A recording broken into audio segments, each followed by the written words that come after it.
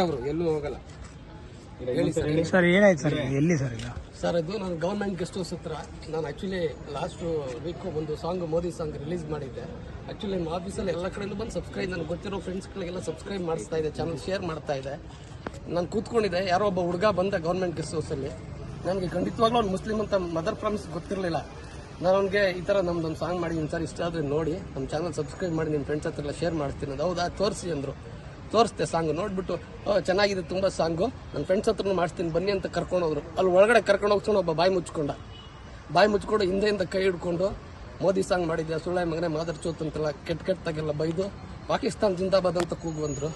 ಅಲ್ಲಾಹು ಅಕ್ಬರ್ ಕೂಗು, ಮೋದಿ ಬಗ್ಗೆ ಸಾಂಗ್ ಮಾಡಿದ್ದೆ, ನಿನ್ನ ಇಲ್ಲೇ ಸಾಯಿಸ್ತೀವಿ ಕೂಗ್ತೀಯ ಇಲ್ವಾ ಅಂತೇಳಿ ನನ್ನ ಕೈಯಲ್ಲಿ ಒಂದು ಫೋಟೋ, ಶ್ರೀರಾಮನ್ ಫೋಟೋ ಫ್ಲಾಗ್ ಎಲ್ಲ ಇತ್ತು, ಅದನ್ನೆಲ್ಲ ಕಿತ್ತು ಅದ್ರ ಮೇಲೆ ಹುಚ್ಚವಿದು ನನ್ನ ತಲೆ ಮೇಲೆ ಬಿಯರ್ ಸುರಿದು ರೀಸರ್ಚ್ ಮಾಡಿ ಇಷ್ಟೊಂದೆಲ್ಲ ಹೊಡೆದಿದ್ದಾರೆ ಸರ್. ನೋಡಿ ಇಲ್ಲೆಲ್ಲ ಬಾಟ್ಲೆಲ್ಲ ಕೂದಿದ್ದಾರೆ, ಸಿಗರೇಟ್ ಅಲ್ಲೆಲ್ಲ ಸುತ್ತಿದ್ದಾರೆ ನನಗೆ.